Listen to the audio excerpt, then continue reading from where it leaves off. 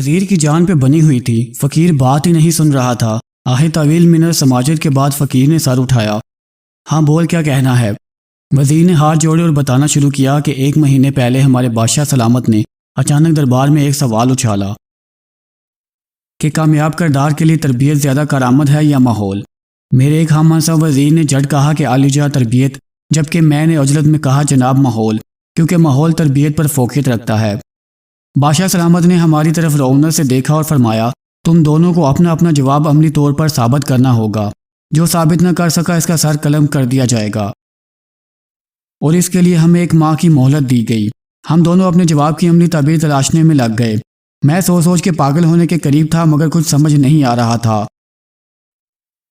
24 دن بعد اچانک میرے ہم منصب وزیر نے میری موت کے پروانے پر دستخط کرتے ہوئے دربار میں اپنے جواب کو عملی طور پر ثابت کرنے کی اجازت چاہی۔ اجازت ملنے پر اس نے دربار میں کھڑے ہو کر تالی بجائی۔ تالی بجاتے ہی ایک ایسا منظر سامنے آیا کہ بادشاہ سمیت تمام اہل دربار کی سانسیں سینے میں اٹک گئیں۔ دربار کے ایک دروازے سے 10 بلیاں منہ میں پلیٹیں لیے، جن میں جلتی ہوئی موم بتیاں تھیں، ایک قطار میں حرامہ چلتی دربار کے دوسرے دروازے سے نکل گئی۔ نہ پلیٹیں گری نہ موم بتیاں بجھی۔ دربار تعریف و تعصیف کے نعرے سے گونج اٹھا۔ میرے ہم منصب وزیر نے بادشاہ کی طرف دیکھا اور بولا، حضور یہ سب تربیت ہی ہے کہ جس نے جانور تک کو اس درجہ نظم و ضبط کا عادی بنا دیا۔ بادشاہ نے میری جانب دیکھا، مجھے اپنی موت سامنے نظر آ رہی تھی۔ میں دربار سے نکل آیا، تبھی ایک شخص نے آپ کا نام لیا کہ میرے مسئلے کا حل آپ کے پاس ہی ہو سکتا ہے۔ میں 2 دن کی مسافت کے بعد یہاں پہنچا ہوں۔ دی گئی مدت میں سے 4 دن باقی ہیں۔ اب میرا فیصلہ آپ کے ہاتھ میں ہے۔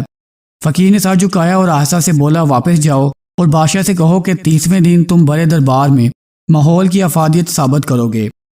مگر میں تو یہ کبھی نہ کر سکوں گا، وزیر نے لاچارگی سے کہا۔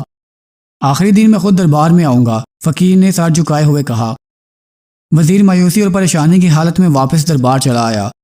مقررہ مدت کا آخری دن تھا، دربار کھچا کھچ بھرا ہوا تھا۔ وزیر کا دل زور زور سے دھڑک رہا تھا۔ سب کی نظریں بار بار دروازے کی طرف اٹھتی تھیں کہ اچانک ایک مفلوق الحال سا شخص اپنا مختصر سامان کا تھیلا اٹھائے دربار میں داخل ہوا۔ بادشاہ کی طرف دیکھا اور بولا، وقت کم ہے، میں نے واپس جانا ہے۔ اس وزیر سے کہو تربیت کی افادیت کا ثبوت دوبارہ پیش کرے۔ تھوڑی دیر بعد ہی دوسرے وزیر نے تالی بجائی اور دوبارہ وہی منظر پلٹا۔ دربار کے دروازے سے 10 بلیاں اسی کیفیت میں چلتی ہوئی سامنے والے دروازے کی طرف بڑھنے لگیں۔ سارا مجمع سانس روکے یہ منظر دیکھ رہا تھا۔ وزیر نے امید بھری نگاہ سے فقیر کی طرف دیکھا۔ جب بلیاں ان دربار کے درمیان پہنچی تو فقیر آگے بڑھا اور ان کے درمیان جا کے اپنا تھیلا الٹ دیا۔ تھیلے میں سے موٹے تازے چوہے نکلے اور دربار میں ادھر ادھر بھاگنے لگے۔ بلیوں کی نظر جیسے ہی چوہوں پر پڑی، انہوں نے منہ کھول دیے۔ پلیٹیں اور موم بتیاں دربار میں بکھر گئی۔ ہر طرف بھگدڑ مچ گئی۔ بلیاں چوہوں کے پیچھے لوگوں کی جولیوں میں گھسنے لگیں۔ لوگ کرسیوں پر اچھلنے لگے۔ دربار کا سارا نظام درہم برہم ہو گیا۔ فقیر نے بادشاہ کی طرف دیکھا اور بولا، آپ کسی جنس کی جیسی مرضی تربیت کر لیں، اگر اس کے ساتھ اسے اچھا ماحول فراہم نہیں کریں گے تو تربیت کہیں نہ کہیں اپنا اثر کھو دے گی۔ کامیاب کردار کے لیے تربیت کے ساتھ ساتھ بہتر ماحول بے حد ضروری ہے۔